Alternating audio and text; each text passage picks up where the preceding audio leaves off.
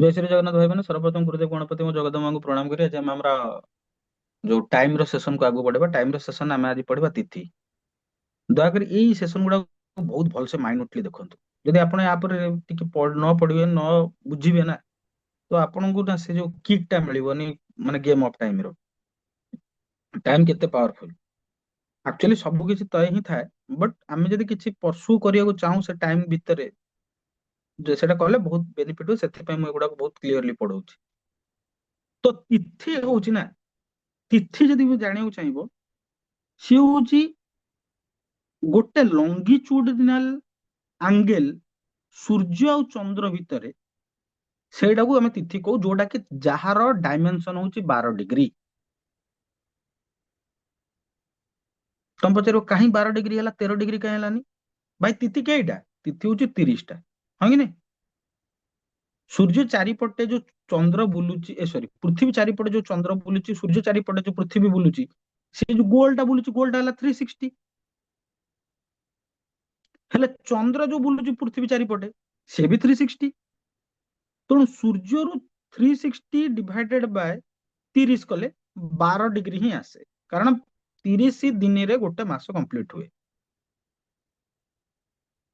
ତେଣୁ ତମର ତିଥିଟା 12 ଡିଗ୍ରୀ ହବ। କାହିଁକି ହବ ନା ସେଇଟା ହଉଛି time taken for the longitudinal angle between sun and Moon.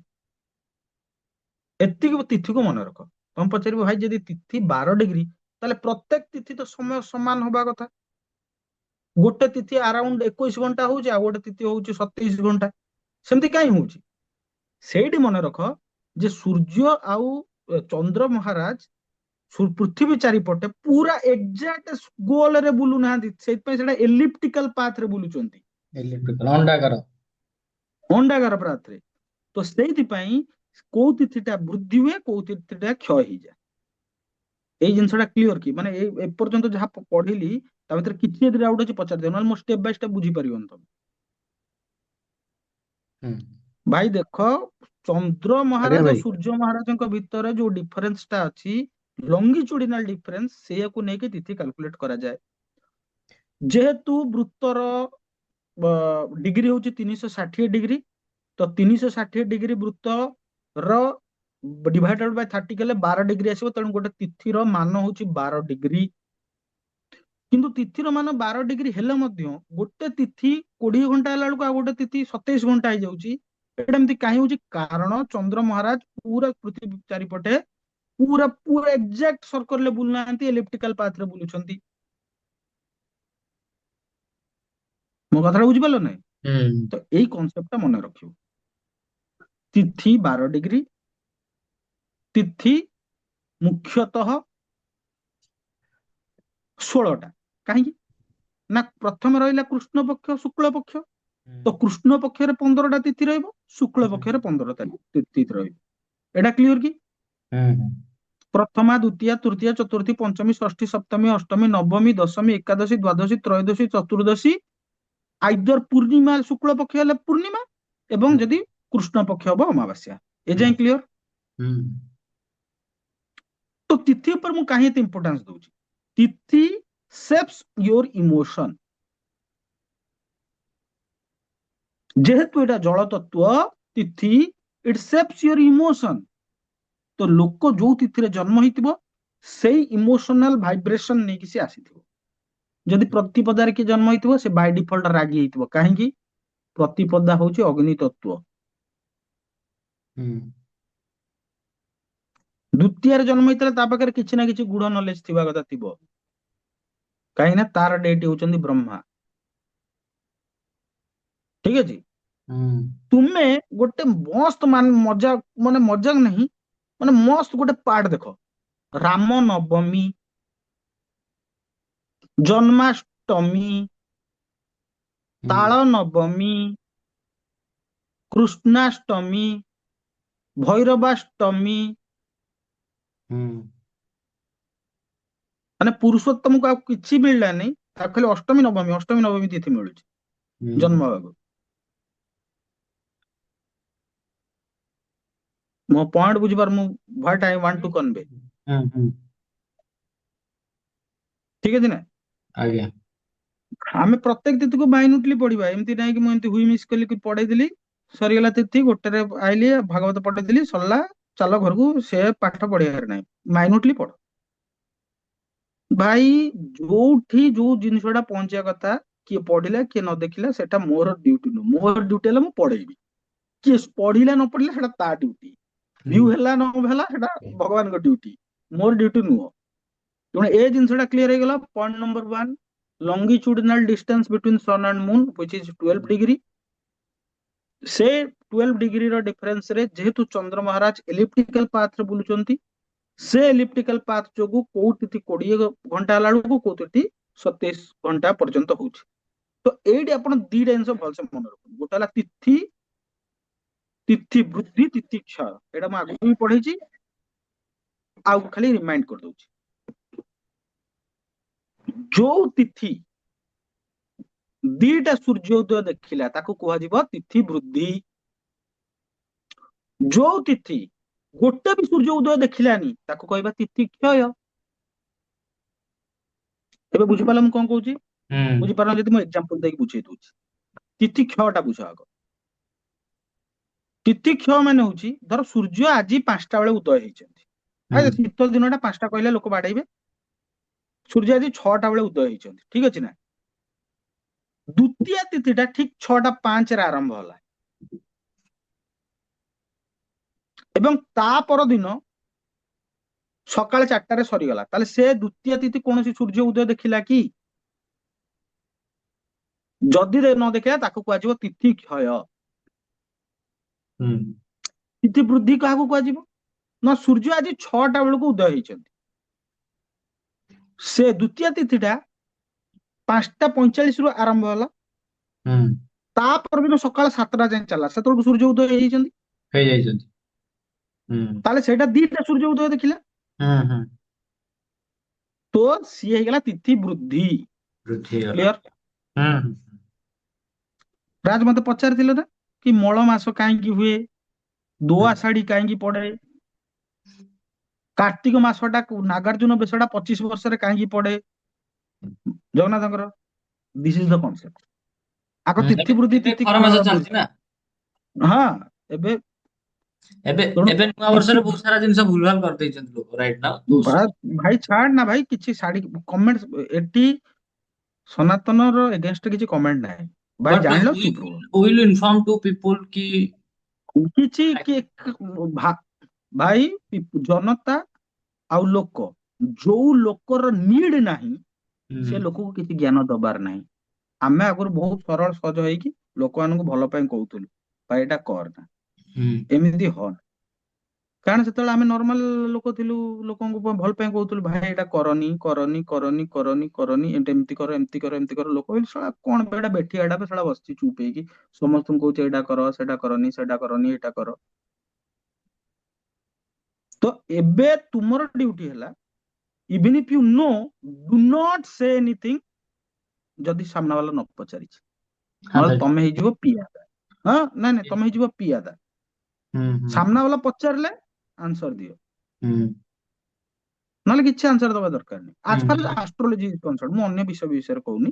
ହୁଁ As far astrology part is concerned, as far as the occult is concerned, don't give free knowledge। ମାନେ ଫ୍ରି ନଲେଜ ମାନେ ଯଦି ପଚାରିଲା କୁହ, ନହେଲେ ପୁରା ସାଇଲେଣ୍ଟ ପୁରା, ତମ ଲୋକ ଜାଣିବା ଦରକାର ନାହିଁ ତୁମେ ଆଷ୍ଟ୍ରୋଲୋଜି ପଢୁଛ ବୋଲି।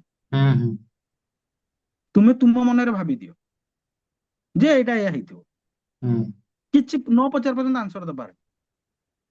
ତ ମୋର ସେଇଟା ହେଲା କହିବା କଥା ଯେ ବର୍ତ୍ତମାନ ଆମେ ପଢିଲେ ତିଥି, ତିଥିର ଡିଗ୍ରୀ 16ଟା, ମାନେ ମାନେ ଇଏ ମାନେ ତିଥି 16 ପ୍ରକାରର, କୃଷ୍ଣ ପକ୍ଷ, ଶୁକ୍ଳ ପକ୍ଷ, ପୂର୍ଣ୍ଣିମା, ଅମାବାସ୍ୟା ପଢିଦେଲେ ତ ମନ ମାନେ ଏଇଟା କ୍ଲିୟର ହେଇଗଲା ତ? ହୁଁ ଯେତିକି ବର୍ତ୍ତମାନ ତମ ସହିତ ଡିସ୍କସନ କଲି ତା ଭିତରେ କାହାର କିଛି ଡାଉଟ ଅଛି କି? ନା ଅଛି କି ରେ? ନା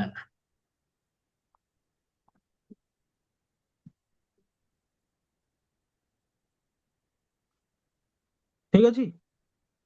ଏବେ ତମେ ମାନେ ମନେ ରଖ, ତମ ଇମୋସନ ସହିତ ଯଦି କିଏ ଖେଳିଲା, ଯେହେତୁ ଏଟା ତିଥି ଜଳ ତତ୍ଵ, ତ ତମକୁ କୋଉ ଦେବତାକୁ କହିବା ଦରକାର କି ଆଜ୍ଞା ମୋ ଇମୋସନ ସହିତ ଏମିତି ଖେଳା ଯାଇଛି, ଯଦି ସତରେ ଖେଳା ହେଇଛି। କାହିଁକି ନା ପ୍ରତ୍ୟେକ ତିଥିର କିଛି କିଛି ଦେବତା ଥାନ୍ତି, ବା ତୁମ ଇମୋସନକୁ ଯଦି ମେଣ୍ଟେନ କରିକି ରଖିବାର ଅଛି, ତାହେଲେ ତୁମକୁ ସେଇ ଦେବତାକୁ ଉପାସନା କରିବାକୁ ପଡିବ, ବା ସେଇ ଦେବତାର ମନ୍ତ୍ର ଜପ କରିବାକୁ ପଡିବ। ଏଟା କ୍ଲିୟର କଟ କଥା, ଏଥିରେ କୌଣସି ସନ୍ଦେହର ଅବକାଶ ନାହିଁ। ଯଦି ପ୍ରତିପଦା ତିଥି ହେଲା, ତାର ହେଡ କିଏ? ପ୍ରତିପଦା ତିଥିର ହେଡ ହଉଛନ୍ତି ଅଗ୍ନିଦେବ। ଦ୍ୱିତୀୟ ହେଲା ତାର ହେଡ କିଏ? ତାହେଲେ ହଉଛନ୍ତି ବ୍ରହ୍ମଦେବ, ମାନେ ବ୍ରହ୍ମା, ପରମେଷ୍ଠି ବ୍ରହ୍ମା। ତୃତୀୟ ହେଲା ହେଡ କିଏ? ମା ପାର୍ବତୀ। ଚତୁର୍ଥୀ ହେଲା ହେଡ କିଏ? ନା ଶ୍ରୀ ଗଣେଶ। ପଞ୍ଚମୀ ହେଲା ହେଡ କିଏ? Surf. Basically Surf in that context କି ନାଗ ମାନଙ୍କୁ ହିଁ କୁହାଯାଇଛି ଏଠି। ଯୋଉ ଅଷ୍ଟ ନାଗ ଅଛି ତାଙ୍କୁ ପୂଜା କରିବାକୁ ପଡିବ, ବା ନାଗଙ୍କୁ ଯିଏ ସମ୍ଭାଳିକି ରଖିଛନ୍ତି ତାଙ୍କୁ ପୂଜା କରିବାକୁ ପଡିବ, ଠିକ ଅଛି ନା। ଷଷ୍ଠୀ ହେଲେ କିଏ? ଭଗବାନ କାର୍ତ୍ତିକେୟ।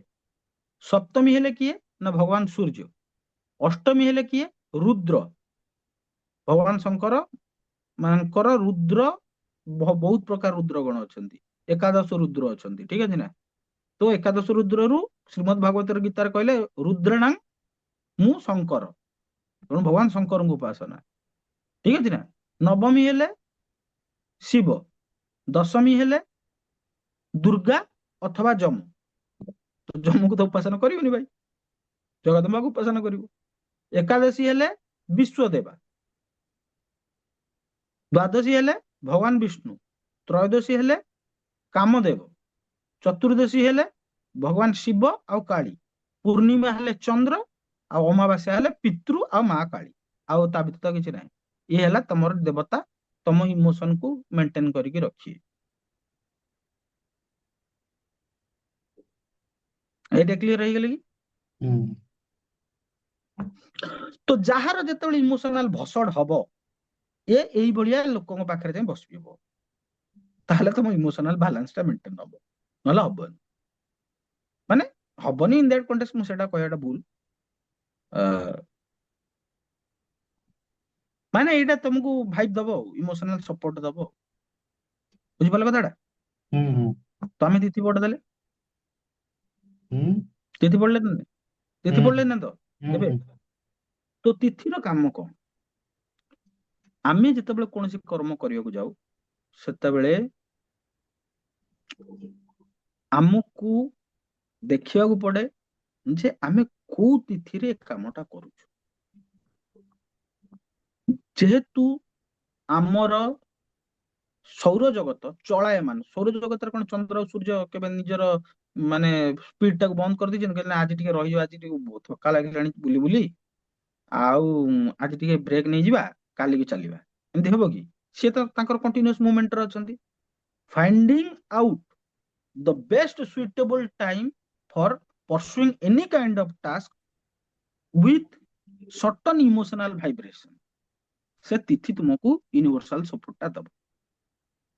କାହିଁକି ନା ଭାବ ଆସିଲେ ତ ତମେ କାମ କରିବ ଭାଇ। ଭାବଟା ଜଳ ତତ୍ଵକୁ ରିପ୍ରେଜେଣ୍ଟ କରେ, ତେଣୁ ଯେତିକ ଜଳ ତତ୍ଵ ରାଶି ଅଛି ସେମାନଙ୍କୁ ଦେଖ, ସେମାନେ କେମିତି ଭାବିତ। କର୍କଟ ରାଶି ବାଲାକୁ ଦେଖ, ବିଛା ରାଶି ବାଲାକୁ ଦେଖ, ମୀନ ରାଶି ବାଲାକୁ ଦେଖ, ମାନେ ଜଳ ତତ୍ଵ। ତ ଏ ଜଳ ତତ୍ଵ ରାଶି ବାଲାଙ୍କର emotional, they do everything with emotion. ତାଙ୍କ ପାଖରେ ଚାଲାକି ଚଳେନି, ଠିକ ଅଛି ନା। They do everything with emotion. Either ତାଙ୍କର ଯଦି ମୁନ ଇନଫ୍ଲିକ୍ଟେଡ ହେଇଛି ତାହେଲେ ବ୍ୟାଡ ଇମୋସନରେ ହବ, but they do everything with emotional, ମାନେ ଇମୋସନକୁ ସର୍ବପ୍ରଥମେ କେୟାର ଦିଆଯିବ, ତାପରେ ଯାଇ ଯୋଉ କାମ। କ୍ଲିୟର? ତ ହୁଁ ଏଇଥିପାଇଁ ଆମେ ତିଥିକୁ ଚୁଜ କରୁ। ଏମିତି ନାହିଁ କି ଭଗବାନ ଯେତେବେଳେ 16ଟା ତିଥି ବନେଇଛନ୍ତି, ଡିଫରେଣ୍ଟ ତିଥି, କୃଷ୍ଣ ପକ୍ଷ ଶୁକ୍ଳ ପକ୍ଷ ପାଇଁ, ତ ନିଶ୍ଚିତ ଭାବରେ ପ୍ରତ୍ୟେକ ତିଥିର କିଛି ଗୋଟେ ମହତ୍ଵ ଥିବ, କି ଏଇ ତିଥିରେ ଏଇ କାମ କରିବା, ସେଇ ତିଥିରେ ସେ କାମ କରିବା, ସେ ତିଥିରେ ସେ କାମ କରିବା, ସେ ତିଥିରେ କାମ କରିବାନି, ଏ ତିଥିରେ ଏୟା ଖାଇବାନି, ଏ ତିଥିରେ ଏୟା ଦେଖିବାନି, ଏ ତିଥିରେ ଏଇ କର୍ମ କରିବା ପାଇଁ ଭଲ, ଏ ତିଥିରେ ଏଇ କାମକୁ ପ୍ରୋସିଡ କରିବା, ଏଇ ତିଥିରେ ଯାତ୍ରା କରିବା, ଏଇ ତିଥିରେ ଘର ପ୍ରତିଷ୍ଠା କରିବା, ଏଇ ତିଥିରେ କାହାର ବାହାଘର କରିବା, ଏଇ ତିଥିରେ କୌଣସି ଯୋଉ ନୂଆ ନୂତନ କର୍ମ ଷ୍ଟାର୍ଟ କରିବା, ଏଇ ତିଥିରେ ଘର କିଣିବା, ଏଇ ତିଥିରେ ଗାଡି କିଣିବା, ଏଥିରେ ତିଥିରେ ସୁଖ ସୁବିଧା ଜିନିଷ କରିବା। This is the best and auspicious time, କି ତୁମେ ନିଜେ ଚେକ୍ କର। ଯେତେବେଳେ ତମେ ତିଥି ଚେକ୍ କରୁଛ, ସେ ତିଥିଟା ତିଥି ବୃଦ୍ଧି ଅଛି କି ତିଥି କ୍ଷୟ ଅଛି। କାରଣ ତିଥି ବୃଦ୍ଧି ଆଉ ତିଥି କ୍ଷୟରେ ସେ ଅସ୍ପିସିୟସ ତିଥି ହେଲେ ମଧ୍ୟ କୌଣସି କର୍ମ କରାଯିବ ନାହିଁ, ଏଇଟା କେହି କହିବେ। Point to be noted. ଯଦି ସେ ତିଥି ଅସ୍ପିସିୟସ अच्छी से कर्म पाई। Then second you check that तिथि इज कमिंग अंडर तिथि वृद्धि और तिथि क्षय। सेटा न कि फट से डेट ଦେଇଦବନି, ये तिथि को मोहर मारिबନି। ଯେମିତି ଲଗ୍ନ କୁଣ୍ଡଲି ଦେଖିଲେ ନବାଂଶ ଉପରେ ଦେଖିକି ହିଁ ତାପରେ ମୋହର ମାରିବାକୁ ପଡିବ, ଠିକ ସେମିତି ତୁମେ ଅସ୍ପିସିୟସ୍ ତିଥି ପାଇବି ଗଲ, ଲେଟ୍ ସେ ମତେ ଆ, ଗୋଟେ କୌଣସି କର୍ମ କରିବାର ଅଛି, ଷ୍ଟାର୍ଟ କରିବାର ଅଛି, ଯୋଉଟା କି ମୁଁ ତାର ପୂର୍ଣ୍ଣତା ଦରକାର, ତାହେଲେ ମୁଁ ପଞ୍ଚମୀ ତିଥିରେ ସେ କର୍ମ କରିବି। ଠିକ ଅଛି ନା, ମୁଁ ପଞ୍ଚମୀ ତିଥିରେ ସେ କର୍ମଟା କରିବି। ତ ପଞ୍ଚମୀ ତିଥିରେ କଲେ ସେଟା ପୂର୍ଣ୍ଣ ତିଥି, ପୂର୍ଣ୍ଣା ତିଥିକୁ ହବ। ଠିକ ଅଛି ନା। ତ ତିଥିର ଯୋଉ ଡିଭିଜନ ଅଛି ସେଟା ତ ମୁଁ କାଲି ପଢେଇବି, ନନ୍ଦା, ଭଦ୍ରା, ଜୟା, ରିକ୍ତା, ପୂର୍ଣ୍ଣା, ସେଟା ତ ମୁଁ ପଢେଇବି। ବଟ ମୋର କହିବା କଥା ହେଲା ଯେ ଯୋଉ ତିଥିରେ ତୁମେ ଚୁଜ କଲ ଗୋଟେ ପର୍ଟିକୁଲାର ଟାସ୍କ କରିବା ପାଇଁ, ନେକ୍ସଟ ତମର ମିଶନ ହେଲା ଚେକ୍ ଦ୍ୟାଟ ତିଥି ଇଜ ଇଟ୍ କମିଂ ଅଣ୍ଡର ତିଥି ବୃଦ୍ଧି or is it coming under tithi kshaya? If it is coming under tithi bruddhi and tithi kshaya, even if it is a auspicious tithi, ସେ କାମ start କରନ୍ତୁନି ସେ ତିଥି। Clear? Yes. ତ ଆଜିର session ପାଇଁ ଏତିକି। ସମସ୍ତଙ୍କୁ ଜୟ ଶ୍ରୀ ଜଗନ୍ନାଥ।